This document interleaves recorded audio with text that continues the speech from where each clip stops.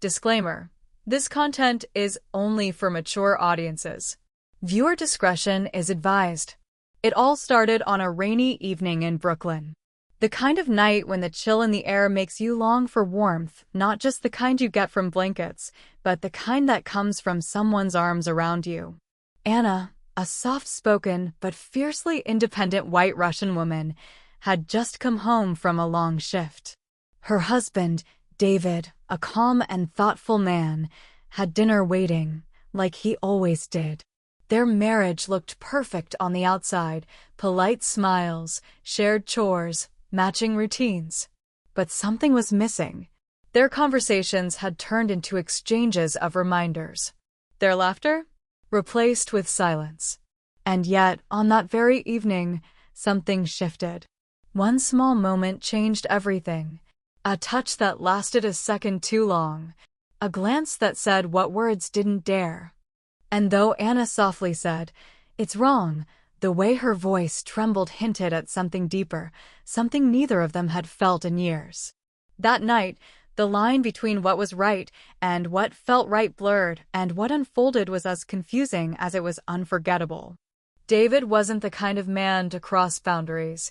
But sometimes, when love gets buried under years of daily life, rediscovering it can feel like starting from scratch with the person you thought you already knew. As Anna poured herself a glass of red wine and leaned against the counter, she looked different. Or maybe David was just seeing her clearly for the first time in a long while. "Why does it feel new?" he asked her. She didn't answer. She only looked at him. And in that silence, something electric passed between them. They weren't cheating. They weren't strangers. But what happened that night felt like a forbidden beginning, like two people stepping into unfamiliar territory, even though they shared the same last name. It wasn't about betrayal. It was about rediscovery. About the thrill of realizing your partner still has mysteries left to explore. "I said it's wrong," Anna whispered again, eyes half closed, "but it feels too right." What happens when a married couple rediscovers the fire they thought had long gone out? Can a touch rebuild a decade? Or does it risk burning everything down? You'll have to stay tuned to find out what really happened next. What was it that changed them so deeply that night? Was it a one-time slip into passion, or the start of a love story they'd been missing all along? Now, I want to hear from you. Have you ever felt something so right, even when everything told you it was wrong? Drop your thoughts in the comments. Do you believe love can reignite like this? Vote in the poll above and share your stories below. The best ones might just be featured in our next video. That night, neither of them spoke about what happened, not directly at least. But the energy between Anna and David had shifted. It was there in the way they moved around each other the next morning. Their usual routine felt unfamiliar, like they were pretending to be normal but couldn't forget what had sparked the night before. Anna's hand brushed against David's while reaching for a mug, and they both froze, the silence loud with what wasn't being said. They had been married for 9 years. The early years were full of passion, travel, and dreams whispered under city lights. But time had its way of softening even the strongest fires. Career pressures, small arguments, and long hours had quietly taken over. Anna, once a painter full of vibrant ideas, now worked double shifts at a gallery she barely enjoyed. David had been trying to launch his own tech startup, and the stress of that made him emotionally distant, even if he didn't realize it. Still, somewhere deep down, the love hadn't left. It had just been buried under everything life had thrown at them. That's what made last night so powerful. It wasn't about physical closeness alone. It was the feeling that something old and sacred had stirred awake. Anna caught herself replaying David's words in her head. Why does it feel new? She didn't have an answer. All she knew was that something inside her had shifted. Later that day, Anna met her friend Sasha at a nearby cafe. Sasha, with her quick wit and sharp eyes, noticed the change immediately. "You're glowing," she said, narrowing her gaze. Anna laughed it off but felt her cheeks warm. She couldn't bring herself to explain the truth, not yet. How do you explain falling back in love with your own husband in a way that feels like breaking the rules? Back at home, David stood by their wedding photo. He studied it, really looked at it. "We used to be unstoppable," he whispered. The memory of their honeymoon in Italy flashed in his mind. The long walks, the laughter, the way Anna used to rest her head on his shoulder. Where had all of that gone? And more importantly, was it really coming back? But just as he turned to call Anna, he stopped. Something about the silence in the room felt heavy. Like they were both walking a tightrope. One more step, and everything could either fall apart or fall perfectly into place. Anna avoided David for most of the weekend. Not in a cold way, but carefully. She moved through their home like someone unsure of the floor beneath her. She folded laundry with too much focus. She stayed longer in the shower. She found small excuses to step outside. David noticed, but he didn't push. Part of him feared what would happen if they actually talked about the night that changed everything. What if it had only meant something to him? But truthfully, it haunted them both. That single evening had opened a locked door, and now neither of them could close it. They still ate together. They still exchanged the same polite phrases. But every glance now carried weight. Every brush of fingertips felt like a decision. And in the quiet corners of their thoughts, both of them wondered, had they crossed a line within their own marriage? On Sunday, Anna opened an old box of sketchbooks she hadn't touched in years. Each page was a memory, portraits, dreams, wild colors she used to see in her mind. She had once painted David with such detail, as if she could keep him forever on canvas. But now, when she flipped through those pages, it felt like looking at a different couple. She closed the sketchbook with a sigh and held it against her chest. The version of her in those pages was someone David had fallen in love with. Was she still that woman? Meanwhile, David went for a drive alone. The city rolled by in slow motion, coffee shops they used to visit, bookstores they used to get lost in. He stopped outside the small pier where they had once watched fireworks. He remembered how Anna had cried that night, overwhelmed by beauty. Back then, everything felt possible. Now, everything felt fragile. Later that evening, Sasha called Anna again. "You need to talk to him," she said firmly. "This kind of silence, it grows roots." Anna hesitated.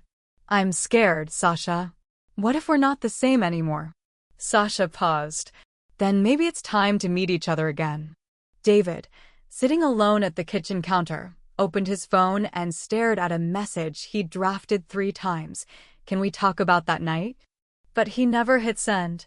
So here they were, 2 people living under the same roof, in love but unsure how to reach each other. The tension wasn't from betrayal or secrets. It was from not knowing how to step forward without shattering the strange, beautiful moment they'd shared. Were they rebuilding something, or were they chasing a ghost? Viewers, what do you think Anna should do next? Should she confront her feelings or keep protecting her heart? And what about David? Do you think he's ready to be vulnerable again? Let me know in the comments. Would love to hear your predictions for what comes next. Who knows? Your thoughts might just shape the next twist in their story. The next night, something in the air felt heavier. The city lights flickered through the blinds, casting soft lines across the living room walls. Anna stood by the window, her arms wrapped around herself, trying to keep warm though the heater hummed in the background. David sat on the far end of the couch, pretending to scroll through his phone. The silence between them was no longer peaceful. It was pulsing, alive, filled with everything they wanted to say but hadn't. Anna finally turned to him, her voice low. "We can't keep pretending that night didn't happen." David looked up slowly, his eyes searching hers. "I know, but I don't know what it meant. To you." Her breath caught, not because she didn't know, but because admitting it felt too raw. "It meant something," she whispered. "Too much, maybe." That one sentence pulled the ground out from under them. The tension cracked open like a seam in the wall. David set his phone aside and leaned forward, elbows on his knees. "Then why are we avoiding it? We're married, Anna. We're not supposed to feel like strangers in our own home. She didn't move from the window, but her fingers tightened around her arms. I think we forgot how to be more than just married, she said softly. I think we lost the part where we wanted each other, not just needed each other. Her voice trembled, but not from fear. From truth. Outside, thunder rumbled low in the sky. The power flickered for a second before holding. It felt like the world was holding its breath with them. David stood up, closing the space between them. But he didn't touch her. Not yet. He just stood there, heart pounding, unsure if one more step would bring them together or push them further apart. Tell me what you want, he said, his voice rough. Anna looked up at him, eyes wide, glassy. I don't know, she said. But I miss wanting something. The space between them was smaller now. And yet, the air felt thick with everything unresolved. The past, the distance, the night that changed everything, it all hung there, waiting to tip the balance. Viewers, what do you think Anna will do next? Will she take that final step, or will the weight of their past hold her back? What would you do in her place? Comment below and share your thoughts. Your insight might just unlock the next chapter of their story. Just when it felt like Anna might finally close the distance between them, her phone buzzed. She glanced at the screen, and her expression shifted, subtle, but enough for David to notice. Everything okay? He asked, careful not to sound too curious. She nodded slowly but didn't say anything. It's just work, she murmured, slipping the phone into her pocket. But it wasn't work. The message was from Mark, her old college friend, someone David barely remembered but never quite liked. The last time Anna had mentioned him was years ago. He had recently moved back to New York, and they had reconnected online, mostly just catching up. Or so she'd told herself. There was nothing between them, not really. But in the weeks before that night with David, when everything felt flat and numb, she had found herself texting Mark more than she should have. Not flirty, not romantic, but deeply personal. Emotional. He had asked how she was doing, and she told him the truth. She didn't know anymore. Now, as she stood in front of her husband, the memory of those conversations added weight to her silence. It wasn't a full betrayal, but it wasn't innocent either. And she hated how that single message brought a wave of guilt at the exact moment she was finally letting herself feel close to David again. David stepped closer, watching her carefully. You sure it's nothing? He asked again. Anna forced a smile, but it didn't reach her eyes. Yeah, just tired. He nodded, though the flicker of doubt in his eyes didn't fade. He had seen that look before. Years ago, when his father had caught his mother hiding things. He didn't want to believe that history was repeating itself. Not with Anna. But doubt, once planted, doesn't go away easily. The storm outside grew louder, wind pressing against the windows like the world itself was restless. The lights dimmed for a second again, and Anna turned away from him, pretending to fix the curtain. I think I'll sleep early tonight, she said without looking at him. David stood frozen, the warmth of their moment slipping through his fingers. He wanted to ask who had texted her. He wanted to ask what was pulling her away. But he didn't. He just watched her walk to the bedroom, the sound of the door closing feeling heavier than it should have. Alone in the living room, David picked up her phone from the coffee table. She had forgotten it in her rush. One unread message lit up the screen. A name. Mark. The first line of the message preview read, "Still thinking about our talk." Viewers, what do you think David should do now? Should he read the full message or respect Anna's privacy? Has Anna already crossed a line she can't come back from? Drop your predictions in the comments. Would love to hear your take on what happens next. David didn't read the message. He wanted to. Every part of him burned with questions, but something deeper held him back. Trust, or maybe the hope that Anna would come clean on her own.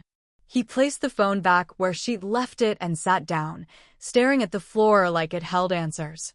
A few minutes later, Anna reappeared, her eyes wide with something close to panic.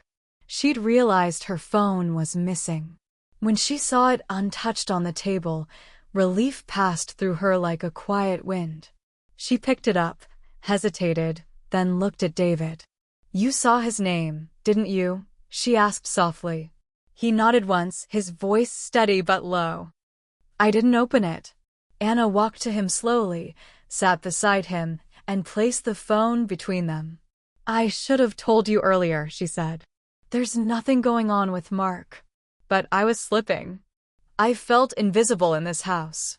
I missed being seen, heard." And he listened. David looked at her, his heart heavy but open. "Why didn't you come to me?" he asked. "Why didn't you tell me you felt that way?" Her voice cracked. "Because I thought maybe we were already too far gone." They sat in silence for a long moment before David reached for her hand. "We're not gone," he said. "But we have to fight harder. For real this time." Just then, Anna's phone buzzed again. She looked down at the screen, then up at David, confused. "It's not from Mark," she said. Her face changed. "It's from the gallery." She opened it, and her mouth parted in disbelief. "They sold my old painting. The one of you, in the park. It's going to be displayed in the fall showcase." David blinked. "You never told me you submitted it." "I didn't," she whispered. "Sasha must have sent it behind my back. I think. Maybe she believed in us more than we did." David pulled her close, emotions rising all at once. In the middle of their chaos, a part of them had still been seen, remembered. Viewers, did you expect that twist with the painting? Do you think their love can fully recover now? Let us know in the comments. What would you have done in Anna's place? The rain had stopped by morning. The city outside was calm, washed clean after the storm. Anna stood in the kitchen, stirring coffee slowly, watching the light shift across the floor. David joined her quietly, still waking up, but something in the way he looked at her had changed. There was softness again. Recognition. They didn't speak much over breakfast. They didn't need to. The silence between them wasn't empty anymore, it was healing. Later that day, they visited the gallery together. The painting was already up on display, hanging in the spotlight, surrounded by curious eyes. It showed David sitting in Central Park, smiling without knowing someone was watching. Anna had painted it during a time she didn't fully understand herself. Now, looking at it beside him, she realized it captured something even she had forgotten, the way she saw him when she was most in love. David looked at the painting for a long time before turning to her. "You still see me like that?" he asked. Anna nodded slowly. "I think I always did. I just forgot how to say it." They didn't fix everything overnight. There were still things to talk about, things to unpack. But that night, when they walked home hand in hand, there was a new kind of closeness. Not the kind that comes from heat and impulse, but the kind that comes from choosing someone, even when it's hard. Especially when it's hard. Anna deleted Mark's number that evening. Not out of fear or guilt, but because she didn't need the emotional escape anymore. She had faced her truth. So had David. Weeks later, they started planning a short trip, just the two of them, no distractions, no phones. A reset. And maybe more than that, a second beginning. Viewers, how did this story make you feel? Do you believe real love can be found again in the middle of marriage? Would you like to see what happens next in their journey? Drop your thoughts in the comments, and don't forget to like and subscribe if this story touched your heart.